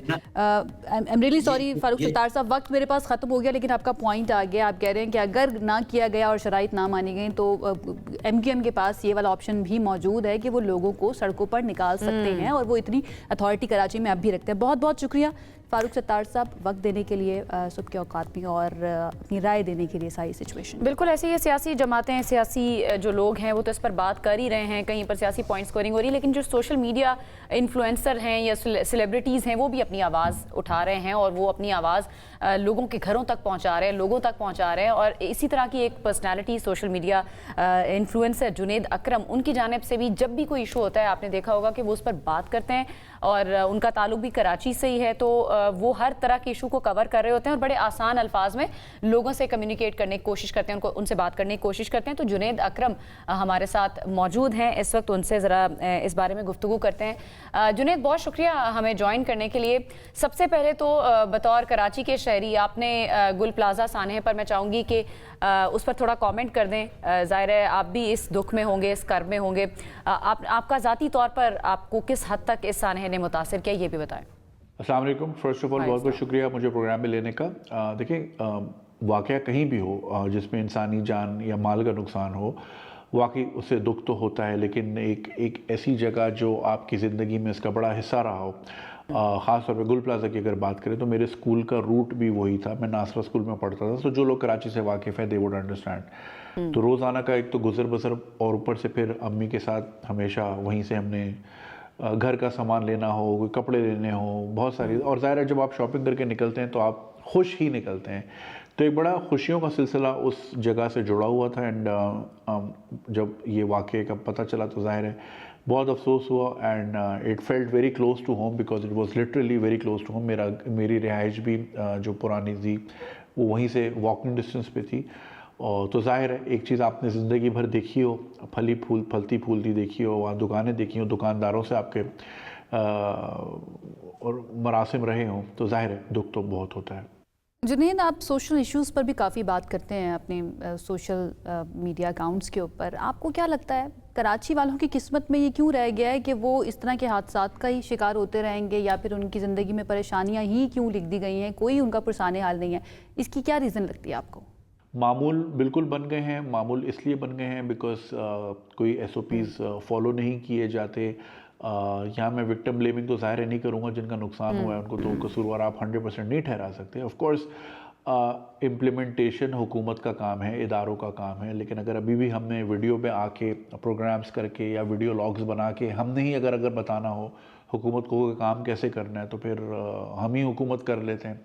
ज़ाहिर है जो इन डिपार्टमेंट से मुंसलिक हैं, चाहे वो सेफ्टी रिएक्टिव अप्रोच होती है, प्रोएक्टिव नहीं है, फायर डिपार्टमेंट हो, चाहे वो सिविल डिफेंस का इदारा हो, इन सबको पता है कि क्या चीज़ें देखनी है और इन सबको ये भी पता है कि मार्केटों के हालात क्या हैं। अगर आप भी शॉपिंग करने निकलते होंगे तो आप, चाहे वो लाहौर का कोई बाज़ार हो, कराची का कोई बाज़ार हो, तारों का जाल आपके सर पे होता है। It's like you walking into a death, और आपके सर पे मंडला रहे होते हैं मौत के बादल, लेकिन उसको हम इतना कैजुअल लेते हैं। तो ऑफ कोर्स ये बात सबको मालूम है कि किस तरह की हमारी प्रैक्टिसेस हैं और किसी किस्म की SOP फॉलो नहीं की जाती, कोई फायर ड्रिल्स नहीं की जाती, कोई निज़ाम नहीं मौजूद होता, कोई फायर एग्जिट नहीं बनाए जाते। दुनिया भर में कहीं भी कोई बिल्डिंग बनती है तो पहले देखा जाता है कि फायर प्रूफ कितनी है, स्प्रिंकलर्स उसमें लगे हुए हैं कि आग लग जाए, स्मोक डिटेक्टर्स कितने लगे हुए हैं। अब तो आम घरों में ये फैसिलिटीज़ आ गई हैं, तो यहाँ पे इतनी बड़ी बड़ी मार्केट कैसे 2026 में बेयारो मददगार इस तरह। बिल्कुल ऐसी पूरी दुनिया में जो प्रैक्टिस हो रही है, फिर वो पाकिस्तान में क्यों नहीं हो रही? और ये जो सानहा हुआ है इसकी जिम्मेदारी फिर हम किस पर डालें? आपको लगता है वहाँ की लोकल गवर्नमेंट जिम्मेदार है, उनकी तरफ से ये चीज़ें सही नहीं की गई, या फिर इदारे वो रिस्पॉन्सिबल हैं, या आम शहरियों का भी कहीं ना कहीं कॉन्ट्रीब्यूशन है इसमें? देखिए, इस सानहे की बुनियादी जिम्मेदारी बिल्कुल हुकूमत वक्त पे आती है, क्योंकि उनका काम है इम्प्लीमेंट करना कानून को, ठीक है ना। ये नहीं कि उन्होंने सिर्फ आके मजम्मतें करनी है और फिर आप ही के टैक्स के पैसों का चेक काट के मुतासिरीन को देना है। हम हमेशा मुतासिरीन का ही क्यों वेट करते हैं? हम मुतासिर ना हो, कोई मुतासिरीन ना बने, उस पर काम क्यों नहीं करते? लेकिन इसके सारे डिपार्टमेंट मौजूद हैं। आप किसी दिन एक बिल्डिंग बनाना शुरू तो करें, फिर आपको पता चलेगा कि जी यहाँ पे बजरी सीमेंट चेक करने वाला भी कोई है, इलेक्ट्रिकल चेक करने वाला भी कोई है, फायर वाला, सिविल डिफेंस वाला भी आएगा। मतलब वो अपने काम के लिए, आप समझ रहे मैं क्या कह रहा हूँ, उसके लिए फ़ौरन पहुँच जाएंगे। तब आपको अंदाज़ा होगा, माशाल्लाह हमारे मुल्क में तो 800 डिपार्टमेंट मौजूद हैं। तो जब ये उस वक्त ज़रूर आ जाते हैं, लेकिन जब चीज़ों को इम्प्लीमेंट करना हो, ये वहाँ कब होते हैं? तो सरासर उनकी जिम्मेदारी है। जैसे कि मैंने कहा, हम सबको बहुत अच्छी तरह पता है, जब एक आम आदमी को पता है कि कितना फायर हैजर्ड हमारी मार्केट्स में मौजूद है, तारे किस तरह तादाद में लटक रही हैं, तो उनको नहीं पता, उनको बिल्कुल पता है, लेकिन वो अपना काम नहीं करते या फिर अंडर द टेबल जो भी मामलात होते हैं। तो इस पे सरासर हुकूमत की जिम्मेदारी बनती है। लेकिन हुकूमत का भी देखे ना, उन्होंने भी एक बना ली, एक रूटीन प्रैक्टिस है कि महीने में 3 वाक़यात इस तरह के होंगे जो बहुत हाईलाइट होंगे, 6-8 होंगे थोड़ा मिड लेवल, और फिर बाकी तो रोज़ाना लोग मरते ही हैं, हल्ली वल्ली, उनको क्या टेंशन। पिछले महीने कराची में जो बच्चा जो है वो गटर में, मेन होल में गिर गया, उसके बाद कितना वावेला हुआ, तो क्या उसके बाद गटर के ढक्कन लग गए कराची में? आप आज निकल जाएं, आपको 10,000 मिल जाएंगे। तो होता कुछ नहीं है, असल में मुज़म्मतें होती हैं, बिकॉज जब तक अकाउंटेबिलिटी नहीं होगी। अच्छा, अकाउंटेबिलिटी क्या जी, इस्तीफ़ा या फिर ये कि जी सस्पेंड कर दिया उनको 4 महीने 6 महीने, लेकिन उसके बाद क्या? जब तक आप सज़ा और जज़ा का मामला नहीं रखेंगे और इस हर मामले को आप जिस तरह डस्ट को कारपेट के नीचे रख के दिखाए थे कि जी सब अच्छा है, तो फिर कुछ भी नहीं होगा। जब तक रिपरकशन, मुझे लगता है ये अकाउंटेबिलिटी का लफ्ज़ जो है ना, ये भी एक फ़ैशन के तौर पर हम अब इस्तेमाल करना शुरू हो गए हैं, इसकी असल रूह तक पहुंचना हम नहीं चाहते हैं। अच्छा, आप ख़ुद भी कराची आइट हैं, जो फेलो सिटीज़न हैं आपके, being celebrity, social media celebrity, क्योंकि आप एक बड़ी फॉलोइंग है आपकी, लोग आपको सुनते हैं, इम्पैक्ट भी है आपका, क्या पैगाम देना चाहेंगे आप कराची वालों को? देखिए, हकीकत पसंदाना मैसेज तो बिल्कुल यही होगा कि आप अपने राइट से हम बिल्कुल अवेयर रहें, और ये जो रिवायती मज़म्मतें हैं या बस रिवायती अफसोसनाक वाक़या हो गया, ये जी चेक काट के दे दिया, जो चेक कभी कैश ही नहीं होता, और इन चीज़ों से हमें रिएक्शनरी अप्रोच से हट के प्रोएक्टिव अप्रोच पे जाना होगा। हमें हर चीज़ अल्लाह की मर्ज़ी कह के समेट देना नहीं होगा कि जी उसका वक्त आया था, ये हो गया। देखिए, कानून आपने ही बनाने हैं, इम्प्लीमेंट आपने ही करने हैं, बावर आपने ही करना है कि जी चीज़ें मामलात बिगड़े ना या कोई इस तरह के सानेहात ना हो। वो तभी मुमकिन है जब आप बारहा इन चीज़ों पे आवाज़ उठाएंगे, डिमांड करेंगे। आप इस तरह का अगर मैसेज खुद नहीं बना सकते, कम से कम उसको शेयर कर सकते हैं। सो पब्लिक की भी ये होता है कि शायद हमने भी ना, जिसका आप जिक्र कर रहे थे जुनैद, के महीने में 2-3 ऐसे वाक़यात बड़े हो जाएंगे, उस पर शोर होगा, उसके बाद खामोशी हो जाएगी। हमने भी एक तरह से एक्सेप्ट कर लिया है इसको कि ठीक है, ये होंगे 2-4 दिन इस पर बात होगी, उसके बाद ये सारा मामला ख़त्म हो जाएगा। अल्लाह ही हमारे हालों पर रहम करे। लेकिन फिलहाल बहुत शुक्रिया आपका जुनैद, हमें ज्वाइन करने के लिए और अपना मैसेज और अपनी राय इस सारी सिचुएशन पर देने के लिए। एक ब्रेक की तरफ जाते हैं, वापस आएंगे तो बात करेंगे मज़ीद। साथ रहिए। ब्रेक के बाद आपको कहेंगे खुश आमदीद सेगमेंट, जिस पर अभी हम बात करने जा रहे हैं, उसमें आपसे पूछेंगे और आपको बताएंगे कि अगर आपके पास कोई नया बिजनेस आइडिया है तो उसको कामयाब कारोबार में तब्दील करने का आपके पास एक सुनहरी मौका है, बेहतरीन मौका है। NIC इस्लामाबाद ने नए स्टार्टअप्स के लिए नई एप्लीकेशंस ओपन कर दी हैं, जो नौजवान कारोबारी अफराद के लिए एक सुनहरी मौका है, क्योंकि नेशनल इंक्यूबेशन सेंटर उन स्टार्टअप्स को प्लेटफॉर्म फराहम कर रहा है जो अपने आइडियाज़ को बिजनेस में तब्दील करना चाह रहे हैं। ये बड़ा ज़रूरी भी है। तो अगर आपके पास कोई आइडिया है और आप चाहते हैं कि उसको आपने बिजनेस बनाना है, कोई स्टार्टअप शुरू करना है, तो इट्स वेरी वेरी इंपॉर्टेंट कि आप अपनी एप्लीकेशन जो है ना, वो नेशनल इंक्यूबेशन सेंटर यानी कि NIC के अंदर जमा करवा सकते हैं। चाहे आप खातून हैं, मर्द हैं, आपकी उम्र चाहे कम है या बहुत ज़्यादा है, आपके पास डिग्री है या नहीं है, कुछ मैटर नहीं करता। मैटर ये करता है कि आपका जज्बा कैसा है, आपका आइडिया कैसा है, और क्या ये आइडिया किसी टेक्नोलॉजी के साथ इंटीग्रेटेड है या नहीं है। अब बात कर लेते हैं, हमारे साथ इस वक्त मौजूद हैं कामरान तौफीक खान साहब, जो कि प्रोग्राम मैनेजर NIC इस्लामाबाद हैं। ज़रा उनसे जान लेते हैं NIC के बारे में भी, एंड देन अभी तक कितनी सक्सेस स्टोरीज रही हैं और एप्लीकेशंस कब तक ओपन है। अस्सलाम वालेकुम, कैसे हैं आप कामरान? सबसे पहले तो हमें ये बता दीजिए, और मैं चाहूँगी रिप्लेनिश कर दीजिए हमारे इस आइडिया को कि what is NIC। Incubation centre Islamabad ये इनिशिएटिव है of ministry of IT and telecom, और उसके अंडर बॉडी है कॉल्ड इग्नाइट। तो जितने भी NICs हैं ऑल अक्रॉस पाकिस्तान, वो इग्नाइट ही के अंडर होते हैं। सो इनिशिएटिव जो है वो गवर्नमेंट का है, लेकिन it's run by private sector, so it's more like a public and private partnership. हमारा मेन जो मैंडेट है, हमारे 2 मैंडेट्स हैं। Number 1 is to identify the top talent in Pakistan, जो कि टॉप फाउंडर्स हैं and who are already looking to work or already working on some innovative venture, especially हमारा tech focus है। So it's not a generic business और services companies को नहीं हम focus करते हैं, फोकस करें प्रोडक्ट बेस्ड कंपनीज को, जो कि प्रोडक्ट बेस्ड स्टार्टअप्स को who are using some kind of technology or innovation. So the first mandate is to identify that talent. And second mandate, उसके बाद once they get selected, तो उसमें उनका पूरा 1 साल की जर्नी होती है, हमारे से इंक्यूबेशन पीरियड होता है, और हमारा model is more like 6+6, so 6 months of intense program जिसमें हम हैंड होल्डिंग करते हैं proper. There's a curriculum of Founder Institute, जो कि which is the world leading program for tech startups. Udemy का अगर आपने नाम सुना हो तो Udemy was one of their graduates, वो हमारे curriculum partners हैं. And then we also have specialized trainings on different verticals, especially जो tech founders होते हैं, they might be weak in किसी subjects. को भी सेलेक्ट करने का क्राइटेरिया जो है वो क्या होता है? कोई भी अच्छा आइडिया लेकर आए वो काफ़ी है, या इनोवेटिव होना चाहिए, या और भी पैरामीटर्स हैं किसी को सेलेक्ट करने के? Anyone can apply, so age limit कोई नहीं है. So my youngest founder is as young as 13-year-old, and बाकी जो है I've got guys in the 40s and 50s as a startup founders. They are more mature and they are more, so obviously experience का बहुत बड़ा एक factor होता है. So age limit कोई नहीं है. As long as you're working on something and anything related जिसमें आप किसी भी किस्म की टेक्नोलॉजी आप यूज़ कर रहे हो, जरूरी नहीं कि वो ICT हो, यानी कि बिल्कुल प्योर टेक हो. It could be any kind of innovation. Let's suppose if you're doing something, if you're selling something online, so online आप e-commerce या किसी अपने प्लेटफॉर्म से बेच रहे हैं, so that वो टेक की डेफिनेशन में आ जाता है. So they can apply. अच्छा, criteria. So to answer the second part of the question, criteria में हम कमोबेश 2-3 चीज़ें हम देखते हैं. So first thing is the founder and the founding team. Founder कैसा या कैसी, व्हाट्स हिज और हर बैकग्राउंड. अगर वो AI पे लेट्स सपोज स्टार्टअप है तो क्या उसका या उसकी फाउंडिंग टीम का कोई AI का बैकग्राउंड है. अगर वो फिनटेक में काम करे, क्या फाइनेंशियल सेक्टर में उनका कोई कोई एक्सपीरियंस है या कुछ. So it's very important, the founder or the founding team. That's the very first thing that I look into, that we look into. And then second is the idea itself. How different is the idea? How innovative? कितना different है currently जो market में जो उसकी competitor services है. ठीक है. अच्छा कामरान, आइडिया अच्छा मिल गया है, enthusiasm भी आपको एक कैंडिडेट के अंदर नज़र आ रहा है, लेकिन एक और चीज़ होती है जो एक सक्सेसफुल स्टार्टअप को चलाने के लिए ज़रूरी होती है. सिर्फ स्टार्टअप नहीं, किसी भी चीज़ को चलाने के लिए बहुत ज़्यादा ज़रूरी होती है, और वो होता है कि आप कितने मुस्तकिल मिजाज हैं, आप परसिस्टेंट कितने हैं, आप के अंदर परसेवरेंस जो है ना वो कितनी ज़्यादा है. इस चीज़ का आइडिया फिर इंटरव्यू के दौरान कैसे लगाया जाता है कि ठीक है आपने 1 साल तक उनको ट्रेनिंग भी दे दी, इंक्यूबेशन में रख भी लिया, बट ये उसके बाद बिज़नेस को चला पाएंगे या नहीं चला पाएंगे, और एंड देन अगर उनका मूड चेंज हो गया फिर तो सारी मेहनत, सारे रिसोर्सेज ज़ाया हो जाएंगे. इसका कैसे पता लगाया जाता है?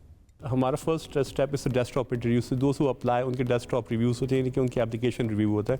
उसमें से फिर जो शॉर्टलिस्ट होते हैं उनके फिल्टर इंटरव्यूज़ होते हैं, वो फिर हमारी टीम इन पर्सन करती है. तो उसी डिस्कशन में ही हमारा इतना एक्सपीरियंस है. Like I have been working with tech startup for last 1 decade, तो इतना एक्सपीरियंस हमारा हो जाता है. थोड़ी देर में बात करके हमें पता चल जाता है कि ये फाउंडर. बिल्कुल ठीक है. अच्छा, ये भी बताइए कि पिछले 2 से 2.5 साल तकरीबन आप बता रहे हैं कि आपके पास कुछ सक्सेस स्टोरीज़ मौजूद हैं जो आप हमारे साथ शेयर कर सकते हैं. ख़वातीन का बहुत ज़्यादा इजाफा हुआ है, जहाँ तक हमारी इत्तलात हैं कि 1-1.5 साल के अंदर ख़वातीन की परसेंटेज बहुत ज़्यादा बढ़ गई है, 25% से ऑलमोस्ट 40% से भी ज़्यादा हो गई है. ये कैसे हुआ, इसके बारे में बताइए. We have seen an increase in female-led founders into our program. So our last year percentage was somewhere around 25-27% of the total जो हमारे founders थे. लेकिन last year it rose to around 45-47%, and that increase was primarily we didn't do anything. हमने अच्छा इसमें हमने minimum 25% तो लेना ही लेना है. ये तो हमारी तरफ से, मतलब Ignite की तरफ से we are mandate. लेकिन अभी तक मेरे पास कोई ऐसा केस नहीं आया कि मुझे उसको स्पेशल फेवर देना पड़ी. They all came on merit. Female founders very responsible. I mean, I've worked with dozens of them. मेरे लास्ट यानी कि 122 प्लस स्टार्टअप्स के साथ, उसमें मोस्ट ऑफ देम अगेन आप उसमें परसेंटेज के हिसाब कर लें कि एंड अगेन वेरी रिस्पॉन्सिबल. एक तो ये चीज़ होती है, and they take responsible. I mean again boys थोड़े से कैजुअल होते हैं. If they apply they have a better shot in getting selected. पहली बात तो ये. हाँ, female. If you are female that founder and you're working on something, you have a better chance. But it doesn't mean that you still have to fulfill on the criteria. हमारा let's suppose आप अगर 100 लोग apply करते हैं तो 4 लोग select होते हैं. चलें, ख़वातीन की बात करें. मैं चाहूँगी कि कोई सक्सेस स्टोरी आप सुना दें जो बहुत कामयाबी से अपने बिजनेस को चला रही हूँ यहाँ से स्टार्ट करने के बाद. And she said that I'm based in a village near Gujranwala, and she was already doing her online वो अपना कर रही थी startup. And she said if I were to get selected, I will move to Islamabad for the program. अच्छा वो select हो गई और फिर उसने मुझसे बात की and I was like यार तुमने अगर वाकई if you want to take the most out of it, you have to come to Islamabad. वो इस्लामाबाद आई, उसने पूरा प्रोग्राम इन पर्सन अटेंड किया.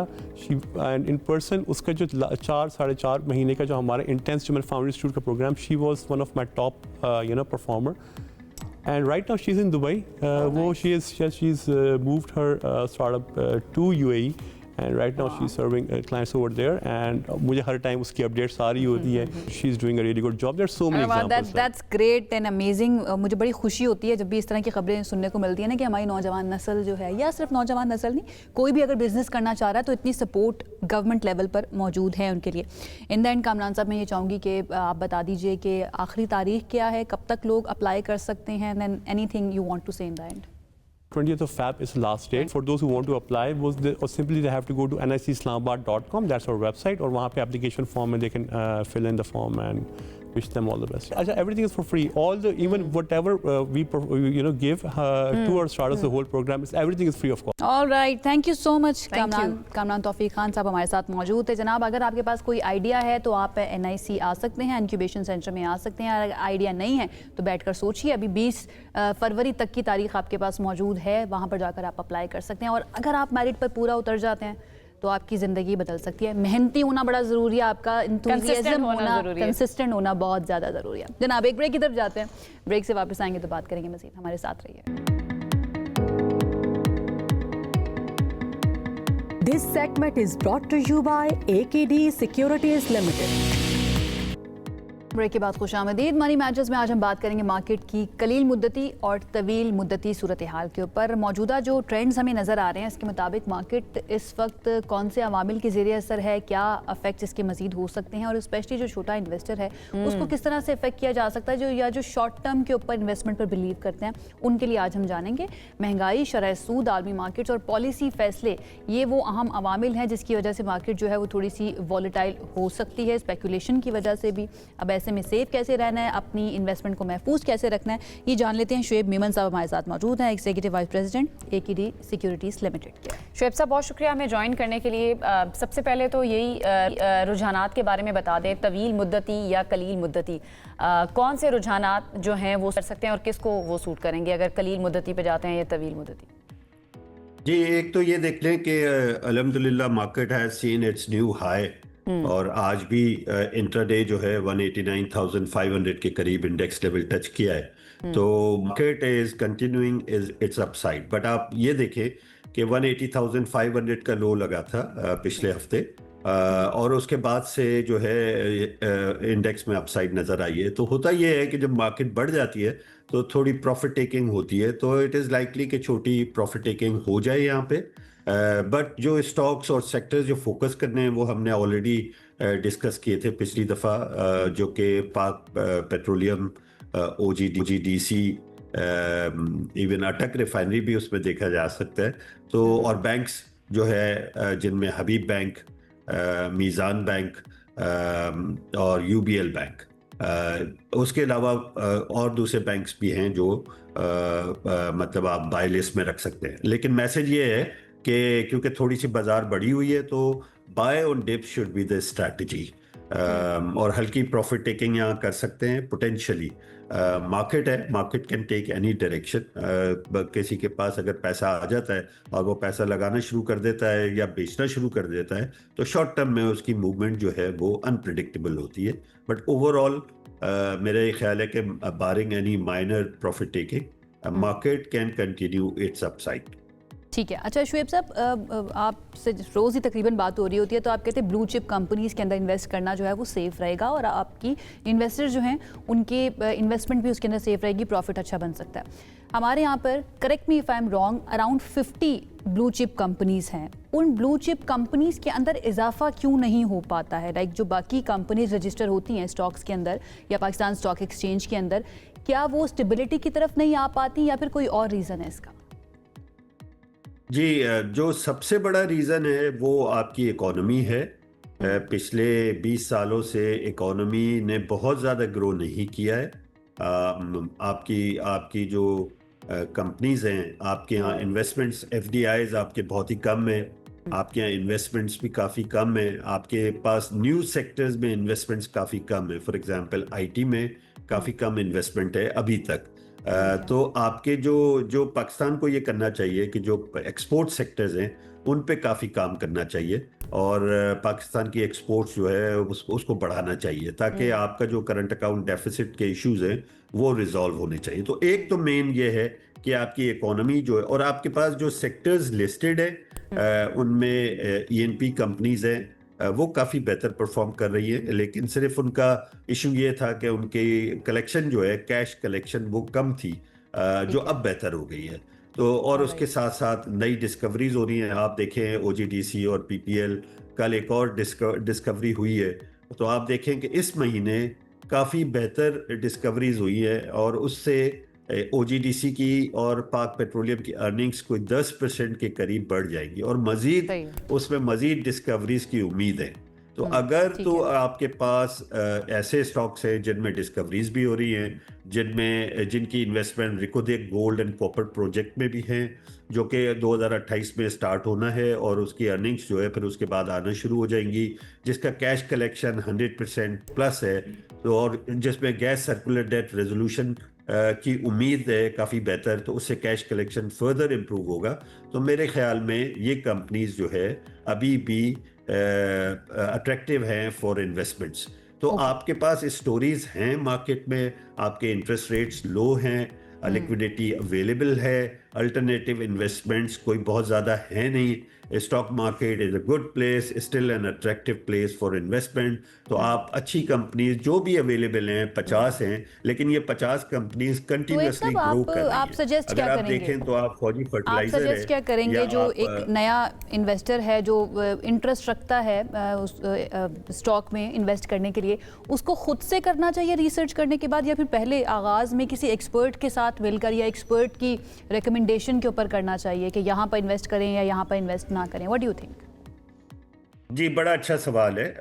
उसका ज़ाहिर है शुरू में अगर आप रिसर्च करने बैठेंगे तो आपको बहुत टाइम लग जाएगा, इसलिए आपको जो हमारा रिसर्च डिपार्टमेंट है, हमारे रिसर्च डिपार्टमेंट का स्ट्रैटेजी पीस अभी 31 दिसंबर को हमने वो प्रिंट किया था और सबके पास वो स्ट्रैटेजी पीस है कि हमें इस साल का टारगेट क्या लगता है, क्यों लगता है। तो रीजनिंग भी उसमें है, तो वो पढ़ें और उसके साथ साथ जो है फिर उसमें जो रिकमेंडेशंस है वो देखें और फिर वो स्टॉक्स परचेज करें।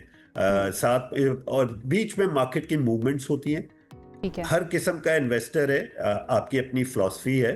अगर आप सिर्फ इन्वेस्ट करके बैठ जाएं और आप शॉर्ट टर्म मूवमेंट्स को ना देखें कि जी मार्केट आज घट रही है कल बढ़ रही है, आपने इन्वेस्ट कर दिया, आप ये अज्यूम करें कि आपने दिल भी साथ साथ घटना शुरू हो जाता है ना छोटे इन्वेस्टर का।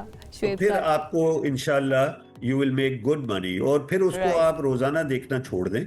तो आपके पास कई स्टॉक्स ऐसे हैं जैसे फौजी फर्टिलाइजर है, पाकिस्तान ऑयल फील्ड है, एंग्रो फर्टिलाइजर है, ये 10% के करीब डिविडेंड यील्ड है, बल्कि कुछ केसेस में 10% इंडस मोटर है। तो आप इनमें इन्वेस्टमेंट करके बैठ जाएं, हो सकता है प्राइस थोड़ी सी टूट जाए 10-20% एंड देन हो सकता है वो डबल हो जाए। तो आपको बहुत ज़्यादा प्राइस वॉच करने की ज़रूरत नहीं है, आपको पता है ये अच्छे स्टॉक्स हैं, अनलेस के रिसर्च डिपार्टमेंट उनके ऊपर सेल दे दे तो फिर आप उसको बेच के कोई और स्टॉक खरीद ले तो आप अच्छे पैसे बना सकते हैं। मैसेज यही है कि आप अपने जो कैश है, वेल्थ है, वो सारी के सारी स्टॉक मार्केट में ना लगाएं। आप 25%, 50% मैक्सिमम अपनी वेल्थ का लगाएं और कैश पे काम करें और थोड़ा थोड़ा इन्वेस्ट करते रहें, तो आप देखेंगे कि आपकी वेल्थ जो है ग्रो करेगी। उसका एक बड़ा अच्छा तरीका है कि आप 30 साल पहले देखें कि जो स्टॉक्स ट्रेड करते थे, तो मैं आपको वैसे ही बता देता हूँ कि पाक टोबैको 3 रुपए पे ट्रेड करता था, आज पाक टोबैको 1600 रुपए है। 30 साल पहले की बात कर रहा हूं, और इस दौरान कितने ही डिविडेंड्स आ चुके हैं। तो ये 1600 रुपए का डिविडेंड हो सकता है कि ये जो 1600 रुपए प्राइस है इतना डिविडेंड किसी को मिल गया हो, तो वो उसके लिए तो ये फ्री है स्टॉक। आप इसी तरीके से नेस्ले की प्राइस देख लें, आप पैकेजेस देख लें, आप 30 साल पहले की 30 साल का इंडेक्स लेवल जो है वो 750 जो है ना इन्वेस्टमेंट के हमारे साथ भी शेयर करने के लिए। थैंक यू सो मच, बहुत बहुत शुक्रिया शुएब साहब। अब ये जो देखने वाले हैं उन्होंने डिसाइड करना है, या जो भी इन्वेस्ट करने का इरादा रखते हैं कि आपने शॉर्ट टर्म खेलना है या फिर लंबी रेस का घोड़ा बनना है, लेकिन आपके सामने रख दिया गया है जो भी इंस्ट्रक्शंस हैं या जो भी गाइडेंस है, ये हमारा काम है जो हम रोज करते रहते हैं। सबसे आगे में यहाँ पर वक्त हुआ एक ब्रेक का, हम अभी वापस आ रहे हैं, stay with us. This segment is brought to you by AKD Securities Limited. Break के बाद आपको कहेंगे खुशामदीद। ख़वातीन को बाइख्तियार बनाने के लिए women of the world festival wow Pakistan में एक मरतबा फिर से वापस आ गया और साल 2026 में women of the world festival Pakistan में अपने 10 साल भी मुकम्मल कर रहा है। 24 और 25 जनवरी इसकी तारीख है, कराची में मुनाकिद होना है और ये 2 रोज़ा फेस्टिवल होगा जिसमें कोई भी खातून अपने ख्यालात, फ़न, ताकत या फिर इम्कानात का जश्न जो है वो मनाते हुए नजर आएंगे और अपने अपने आइडियाज़ को वहाँ पर प्रेजेंट किया जाएगा। 10 बरस हो चुके हैं और वाओ पाकिस्तान जो है वो ख़वातीन और लड़कियों के लिए एक महफूज, खुशगवार और बाइख्तियार बनाने वाली जगहें जो है ना वो ना सिर्फ तख्लीक कर रहा है, उनको प्लेटफॉर्म भी फराहम कर रहा है और इसके साथ साथ इस साल की जो थीम रखी गई है वो है 10 तक, जो कि 10 सालों से भी बनता है और उसके साथ साथ एक नॉक होती है ना 10 तक, कि आप 10 तक देंगे तो दरवाज़ा खुल जाएगा। तो अब तक किस किस के लिए दरवाज़ा खोला है इस वाओ फेस्टिवल ने और ये प्लेटफॉर्म किस तरह से ख़वातीन के लिए इंपॉर्टेंट है, इसकी सिग्निफिकेंस क्या है, इस पर बात कर लेते हैं। हमारे साथ मौजूद हैं ब्रिटिश काउंसिल से डॉक्टर मरियम रब साहिबा ने हमें ज्वाइन किया और उनके साथ साथ one of the curator of this festival Rabia Qadir भी हमारे साथ मौजूद हैं। हम दोनों को वेलकम करेंगे। थैंक यू सो मच हमें ज्वाइन करने के लिए। लेट्स स्टार्ट फ्रॉम राबिया, आपसे, क्योंकि आप क्यूरेटर हैं। 10 साल हो चुके हैं माशाल्लाह से इस फेस्टिवल को। What do you think about this festival, इसका आगाज़ क्यों हुआ और किस तरह की ख़वातीन जो हैं वो यहाँ पर होती हैं और किस तरह के मौक़े उनको दिए जाते हैं? तो हमारे डेलीगेट 100 से ज़्यादा होते हैं आमतौर पे। हर शोबे से ख़वातीन आती हैं। वाओ फेस्टिवल बाकी फेस्टिवल से ज़रा सा इस तरह से मुख्तलिफ है कि बाकी फेस्टिवल्स इंटरेस्ट बेस्ड होते हैं, या वो फ़िल्म के होते हैं या किताब के होते हैं। हमारा फेस्टिवल हर उस चीज़ के बारे में जो ख़वातीन को इंटरेस्ट करती है। So it is about makeup, it is about self-defense, it is about financial planning, हर वो चीज़ जिसमें ख़वातीन हिस्सा लेना चाहती हैं। हमारे पास women athletes आती हैं, mountain climbers आती हैं। इसमें हम conversations करते हैं, performances होती हैं, women's issues पे performances होती हैं, women led performances होती हैं। एक market place होता है, वो भी ख़वातीन चलाती हैं, जिसमें basically जो entrepreneurs होती हैं वो भी ज़्यादातर ख़वातीन होती हैं। सर्विसेज जो ऑफ़र होती हैं वो भी ख़वातीन। बहुत बहुत ज़बरदस्त बात है, सारी हर तरफ हमें ख़वातीन ही नज़र आएंगे। अच्छा मरियम, ब्रिटिश काउंसिल में इसके बारे में जो पता चला है कि आपने दरवाज़े खोलने में मदद की है बहुत सारी ख़वातीन को। आपके ख्याल में ये फेस्टिवल 10 सालों में क्या असर रखता है, आपके लिए इसकी इम्पोर्टेंस क्या है?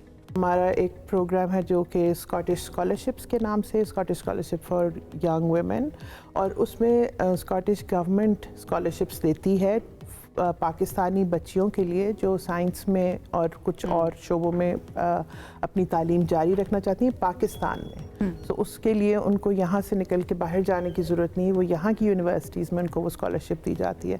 हमारे और 2-3 प्रोग्राम्स हैं जो कि लड़कियों की एजुकेशन के ऊपर फोकस करते हैं। एक एज है, इसी तरह एक ईस्ट प्रोग्राम है, और उसके अलावा एक गोल प्रोग्राम है जो गर्ल्स आउट ऑफ स्कूल और all other children out of school जो है उनके बारे में एक्शन लर्निंग का प्रोजेक्ट है।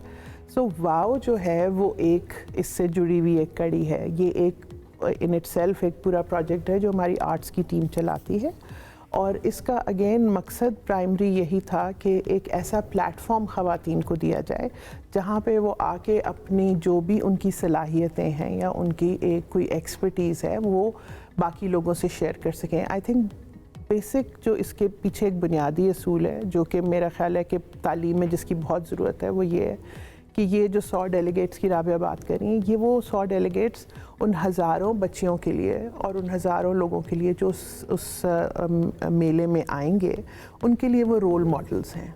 वो अगर एक बॉक्सिंग रिंग में एक बच्ची को जो सिंध से आके, सिंध या बलूचिस्तान के किसी पसमानदा इलाके से आके बॉक्सिंग का एक मैच करती है, वो बहुत सी बच्चियां जो कि शहर में रहती हैं, कराची जैसे बड़े शहर में भी रहती हैं, उनको भी शायद उसका अंदाज़ा नहीं है। सो वो टैलेंट लाते हैं, उनको वो प्लेटफॉर्म देते हैं, दे परफॉर्म। और I agree with you doctor Maryam, हम समटाइम्स ना अंडर एस्टिमेट भी कर रहे होते हैं इस तरह से कि अगर कोई औरत है, कोई खातून है जिसने نے اپنی فیلڈ کے اندر بہت اچھا پرفارم کیا ہے اس کا امپیکٹ نہیں ہوگا, اس کا براٹ اپ اس طرح سے ہوا ہوتا ہے, تو بڑا اچھا ہے یہ. اچھا, آپ نے کہا کہ تعلیم جو ہے اس کے اوپر بہت زیادہ کام کیا جاتا ہے, کیونکہ پاکستان سے آپ کا تعلق ہے اور پاکستان کے اندر ہی رہ کر آپ کام کر رہی ہیں. وٹ ڈو یو تھنک لڑکیوں کی تعلیم کے اندر چیلنجز جو ہیں وہ کیا آپ کو نظر آتے ہیں؟ اسپیشلی ٹیکنالوجی کا دور ہے, اے آئی کا دور ہے, اس کے اندر مزید چیلنجز بڑھ گئے ہیں یا آپ کو لگتا ہے کہ تھوڑی سی بہتری آئی ہے؟ سب سے امپورٹنٹ چیز تو یہ ہے کہ وی نیڈ ٹو انڈرسٹینڈ کہ ایک آن گراؤنڈ سچویشن کیا ہے. پاکستان میں اس وقت لٹریسی کی ایوریج ریٹ جو ہے وہ 60% ہے.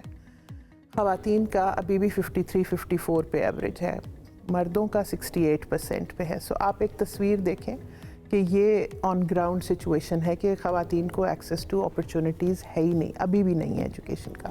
آپ ایک چھوٹی بچی کو لیتے ہیں, اس کی ماں اس کو اسکول نہیں بھیجنا چاہتی, بیکاز یہ نہیں کہ وہ افورڈ نہیں کر سکتے یا ان کے پاس ریسورسز نہیں ہیں یا حکومت مفت تعلیم نہیں دے رہی, وہ اس لیے بچی کو نہیں بھیجنا چاہتی کہ اس کا باپ گھبراتا ہے کہ بچی تعلیم حاصل کر کے ہمارے ہاتھوں سے نہ نکل جائے یا اتنی انڈیپینڈنٹ نہ ہو جائے کہ ہماری ویلیوز کو پرسو نہ کر سکے. جو بچیاں گاؤں میں اور دور افتادہ علاقوں میں پڑھتی ہیں, وہاں پہ پرائمری اسکول اگر لڑکیوں کا موجود ہے تو پرائمری تک پڑھیں گے, اگر اس کے بعد 2 میل دور یا 10 میل دور اسکول ہے تو وہاں پہ پیرنٹس اپنے بچوں کو نہیں بھیجنا چاہتے. تو کہانی پیرنٹس سے ہی شروع ہوتی ہے, خاندان سے, سوسائٹی سے شروع ہوتی ہے. ہمارا ایک پروگرام تھا جو کہ بڑا عرصہ برٹش کاؤنسل نے چلایا, جہاں پہ ہم کمیونٹی کو انگیج کرتے تھے, محلے کے امام کو, مسجد کے امام کو, اور جو وہاں کے ایلڈرلی تھے ان کو انگیج کرتے تھے کہ وہ انکریج کریں بچیوں کو اسکول بھیجنے کے لیے. پیرنٹس کو تسلی دیں کہ اسکول بھیجنا جو ہے وہ ان بچیوں کا فیوچر جو ہے اس کو بہتر کرے گا. سو آئی تھنک اس طرح کے سوسائٹل چیلنجز, بیہیویئر چیلنجز. اچھا رابعہ, میں چاہوں گی آپ بتائیں کہ اس طرح کے فیسٹیولز کی ایک تو ضرورت ہمیں کیوں جو ہے وہ بڑھتی جا رہی ہے دن بدن, اور اس دفعہ کے فیسٹیول میں اور پچھلے فیسٹیولز میں تھوڑا سا فرق بتا دیں, اور یہ کیوں ضروری ہے, خاص طور پر جو چھوٹی بہنوں کو ہم بتا رہے ہوتے ہیں نا, بڑا انسپائر ہوتی ہے بڑی بہن اچھا کر رہی ہے, اس کی امپورٹنس کے بارے میں تھوڑا سا بتائیں. دیکھیں نا, جب ہم میڈیا کی بات کرتے ہیں, ہم کہتے ہیں لڑکیوں کو کرنا چاہیے, جب لڑکیاں تصویریں لے رہی ہوتی ہیں تو parents are like why they doing it, مت کرو, تم لوگوں کو کیا فرق پڑتا ہے, یا میڈیا میں اسکرین کے سامنے نہیں جانا. تو these are things when we talk about, when we give platform to people who are doing jobs which are really important jobs. They are ceiling breaking jobs. But لوگ دیکھتے نہیں ہیں. They will not know that these are scopes. ہمارا بڑا interesting experience تھا, ایک پچھلے سال ہمارا ایک پنجابی کا پلے تھا, لاہور میں تھا پچھلی دفعہ ہمارا واو. تو جو گسمبے دی از دا پلے, اس میں بہت اس بارے میں بات ہو رہی تھی کہ خواتین کو کس طرح کم اجرت ملتی ہے اس کام کی جو بھی وہ کر رہی ہوتی ہیں. تو وہ again set in a rural setting, but آپ کی آڈینس تو ساری اربن تھی, لاہور کی تھی. اس میں کتنی ساری خواتین آئیں جنہوں نے آ کے, حالانکہ وہ ٹھیٹھ پنجابی میں تھا, انہوں نے کہا کہ ہم نے کبھی اس کہانی کو اس طرح سوچا نہیں ہے. وہ it made a difference for their girls who are already working, لیکن جو وہ روز گھر جا کے ماں سے لڑتی تھیں کہ بھائی مجھے کرنے دو کام, یا میں یہ کرنا چاہتی ہوں اس کام کی جگہ اور مجھے اس میں یہ فرق پڑے گا. تو وہ کانورسیشن فرق طرح سے کھل جاتی ہے, جو پرفارمنگ آرٹ سے یا کانورسیشن کسی اور کی سن کے وہ گفتگو فرق طرح سے بدل جاتی ہے. So I would like to think that we have made a difference. بہت ساری conversations, ایک ripple effect ہوتا ہے نا, آپ کمیونٹی میں بات کرتے ہیں تو بات سے بات بڑھتی ہے. So اس دفعہ we have lots of fun conversations. ہمارا opening panel ہے اس دفعہ اسی چیز پہ کہ 10 سال میں کیا فرق پڑا. We have Jude Kelly جو founder of WOW ہیں. We have her in conversation with Jane Marriott, the High Commissioner, and with Sidra Iqbal will be moderating. So it will be a lovely conversation. Senator Sherry Rehman will be there. All I can say is wow. Thank you so much and all the very best آپ دونوں کا ہمیں join کرنے کے لیے. I hope یہ festival بہت اچھا ہو. 24 اور 25 جنوری اگر آپ کراچی میں موجود ہے تو لازمی یہاں پر جائیے گا, فری آف کاسٹ ہے, بیچ لگژری ہوٹل ہے. اور اس کے ساتھ ساتھ اگر آپ چاہتے ہیں کہ آپ پاکستان کے کسی اور حصے میں موجود ہیں, وہاں پر جانا چاہتے ہیں تو آپ بھی جا سکتے ہیں. آئی ایم شیور آپ کا ایکسپیرینس بہت اچھا رہے گا. اگر میں وہاں پر ہوتی آپ نے ضرور جانا, میں نے جانا تھا, ارادہ تو میرا ہوتا جانے کا, باقی اللہ کو بہتر ارادہ سے کام ہوتا ہے. ایک بریک کی طرف جاتے ہیں, بریک سے واپس آئیں گے تو بات کریں گے مزید. ساتھ رہیے. Welcome back. Let's talk about your health. اور ہیلتھ میں ہم ڈائبٹیز کی بات کرتے ہیں کیونکہ ہمارے سامنے ایک ایسی خبر آئی جس نے ہمیں رکنے پر مجبور کر دیا اور ہم نے سوچا کہ اس کو ڈسکس کرنا بہت زیادہ ضروری ہے. یہ کہا جا رہا ہے اور سوشل میڈیا پر بہت زیادہ ایکٹیولی کہا جا رہا ہے کہ بھائی جو ڈائبٹیز ہے نا اس کو ریورس کیا جا سکتا ہے اس کی کچھ اقسام کو. اور یہ سن کے میں ذرا ایکسائٹیڈ بھی ہو گئی کیونکہ میرے فادر کو ڈائبٹیز ہے, تو آئی واز لائک کہ اس کے اوپر تو لازمی تو آج تک سنا ہی نہیں تھا, ہمیں لگا تھا کہ یہ ساری زندگی آپ کے ساتھ چلتی ہے, ایک دفعہ ڈائبٹیز ہو جائے. اس لیے تو ہم نے کہا کہ اس کے اوپر ہمیں کرنی ہے بات. تو ٹائپ 2 ڈائبٹیز ہو, ٹائپ 1 ڈائبٹیز ہو, کیا یہ ریورس ہو سکتی ہے اگر صحیح ڈائٹ ہو, اگر آپ تمام دوائیں لیں, یا اس کے علاوہ کیا اس کا کوئی کیور موجود ہے کہ آپ ایکسرسائز کے ذریعے بھی اس کو کم کر سکتے ہیں؟ یہ سب جاننے کی کوشش کرتے ہیں. ہمارے ساتھ ڈاکٹر شاہد موجود ہوں گے, ان سے ہم اس بارے میں جانیں گے. لیکن آپ بھی ہمیں کال کر سکتے ہیں اور آپ کی کال کا جواب بھی آپ کو ملے گا, ساتھ ساتھ آپ کو المیرا کی طرف سے ایک گفٹ بھی ملے گا, اس کا بھی ہم نے انتظام کیا ہوا ہے. ڈاکٹر شاہد کی طرف آ جاتے ہیں. السلام علیکم, بہت شکریہ ڈاکٹر صاحب ہمیں جوائن کرنے کے لیے. یہی سوال, کیا ہو سکتی ہے ریورس ڈائبٹیز؟ مختلف ٹائپس کی ہے نا, جو شوگر کی بیماری ہے وہ ایک ٹائپ کی نہیں ہے. اس میں ٹائپ 1 ڈائبٹیز ہے, ٹائپ 2 ڈائبٹیز ہے, گیسٹیشنل ڈائبٹیز جو خواتین کو دوران حمل ہوتی ہے, اس کے علاوہ پری ڈائبٹیز ہے, موڈی ہے, مطلب they are lots of types.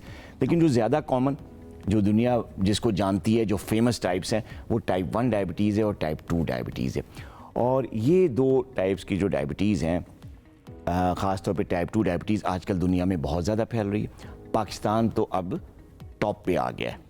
جو لاسٹ ریٹنگ آئی ہے, جو لاسٹ اسٹیٹسٹکس ہیں, اس کے مطابق پاکستان دنیا میں سب سے پہلا ملک ہے جس میں ڈائبٹیز ٹائپ 2 کا جو انسیڈنس ہے وہ سب سے زیادہ ہے.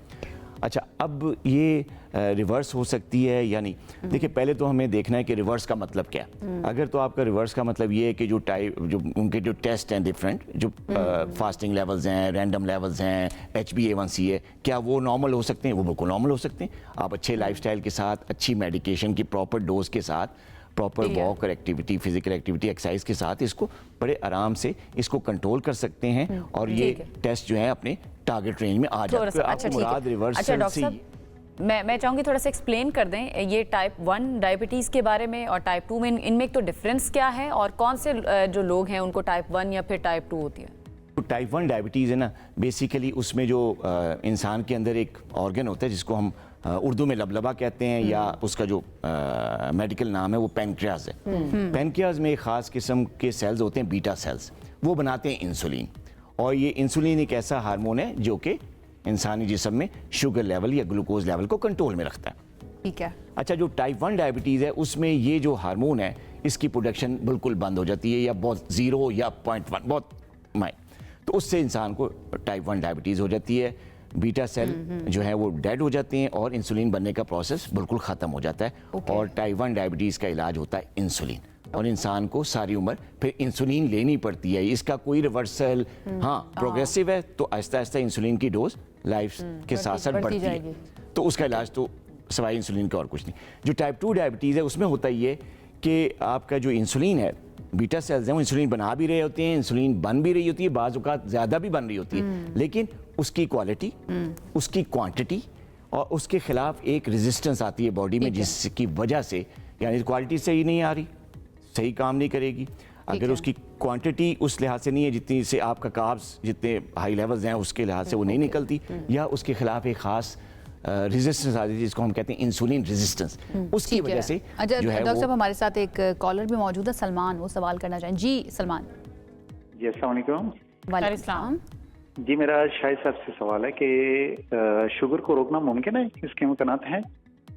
ٹھیک ہے, آپ کا جواب ہم لے لیتے ہیں سلمان, اور آپ کو المیرا کی طرف سے گفٹ بھی ملے گا. کنگریچولیشنز. ڈاکٹر صاحب, روکنا ممکن ہے, شوگر کو روکا جا سکتا ہے؟ دیکھیں, ٹائپ 1 کا تو جینیٹکس میں اتنا رول نہیں ہے. اس میں پروسیس یہ ہوتا ہے کہ ٹائپ 1 میں ایک جو ہمارا اپنا امیون سسٹم ہوتا ہے وہ اپنے ہی آرگن کے خلاف اینٹی باڈیز بنانا شروع کر دیتے ہیں, جس کو آٹو امیونٹی کہتے ہیں.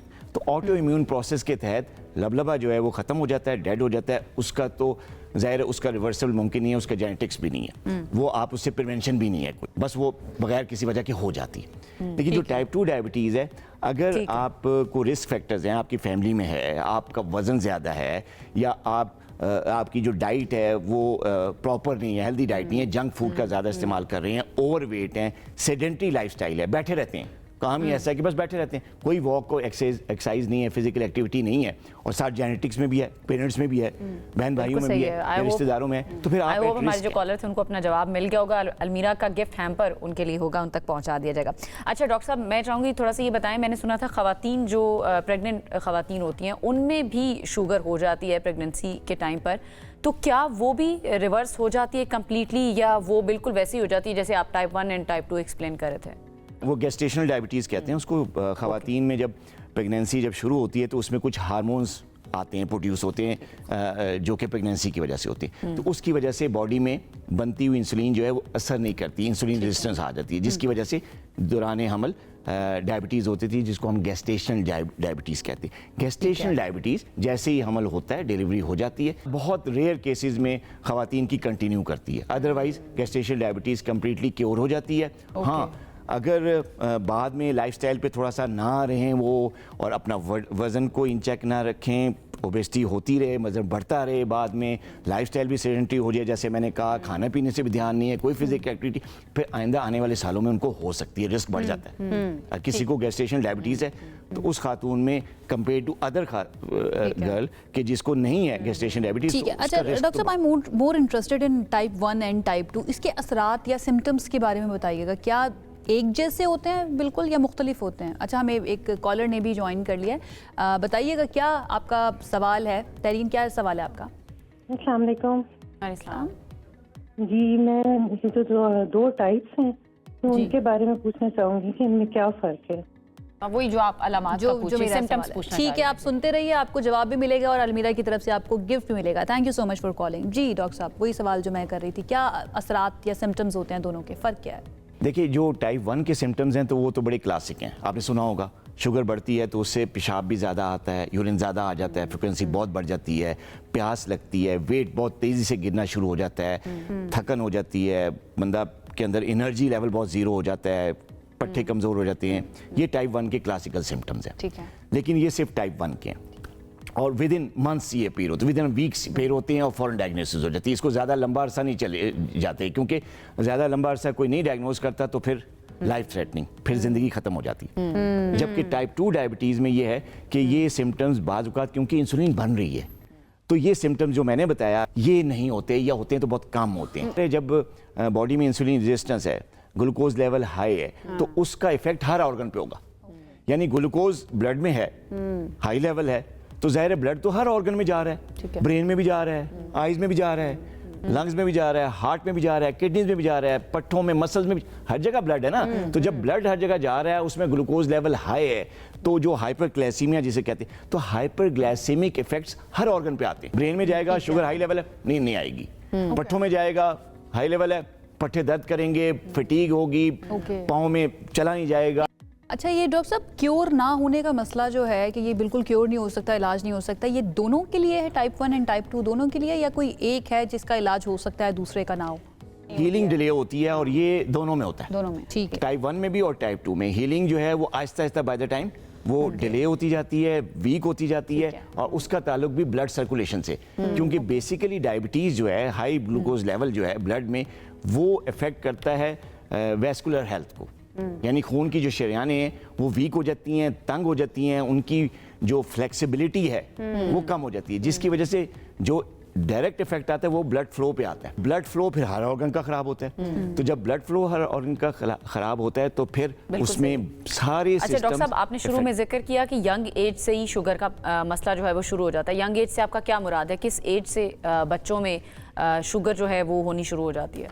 देखिए, बच्चों में जो डायबिटीज़ होती है वो अक्सर टाइप 1 डायबिटीज़ है, कॉमन। लेकिन आजकल पिछले कुछ 4-5 सालों से मेरे पास क्लिनिक पे आने वाले जो बच्चे हैं उनमें जो है वो रेशो उन बच्चों की भी बढ़ रही है जिनको टाइप 1 नहीं है। आप हैरान होंगे कि यार बच्चों में फिर टाइप 1 नहीं तो क्या टाइप 2, और उसकी वजह ये कि मोटापा, जो बच्चे ओबीज होते हैं जंक फूड की वजह से सेडेंटरी लाइफस्टाइल, खेलते नहीं हैं, लैपटॉप्स दे दिए हैं, टैबलेट्स दे दिए हैं जिन पे आगे हैं, और जिसकी वजह से उनका जैसे हम बचपन में खेला करते थे तो सारी गेम्स जो हैं वो मोबाइल पे आ गई हैं, फिजिकल गेम्स कम हो गई हैं। ये वजह है कि बच्चों में मोटापा बढ़ रहा है। तो जब बच्चों में मोटापा बढ़ रहा है तो उसमें बच्चों में फिर टाइप 2 डायबिटीज। इसके लिए सबक डॉक्टर साहब उन तमाम पेरेंट्स के लिए या बड़ों के लिए जो कहते हैं कि दे दो, कुछ नहीं होता, ये कुछ नहीं होता, कुछ नहीं होता, क्या है कि ना बहुत कुछ हो जाता है, बच्चों की हेल्थ इस तरह से इफेक्ट हो रही है। लेकिन बहुत शुक्रिया, thank you so much. Doctor Shahid Nadeem consultant diabetologist हमारे साथ मौजूद थे और हमें बता रहे थे कि किस तरह से कौन सी डायबिटीज़ जो है ना वो रिवर्स हो सकती है और कौन सी नहीं हो सकती। टाइप 1 टाइप 2 वैसी रहेगी, सिर्फ इसको मैनेज किया जा सकता है अच्छी डाइट के जरिए, एक्सरसाइज के जरिए और साथ साथ दवाओं के जरिए। एंड पे मेरे ख्याल से हर चीज़ का कंक्लूजन हम यही निकाल रहे थे, अपना लाइफस्टाइल बेहतर कर लें और मोबाइल कम इस्तेमाल करें। वक्त हो गया ख़त्म, इंशाल्लाह आपसे करेंगे दोबारा मुलाकात। अपना ख्याल रखिए, अल्लाह हाफिज़।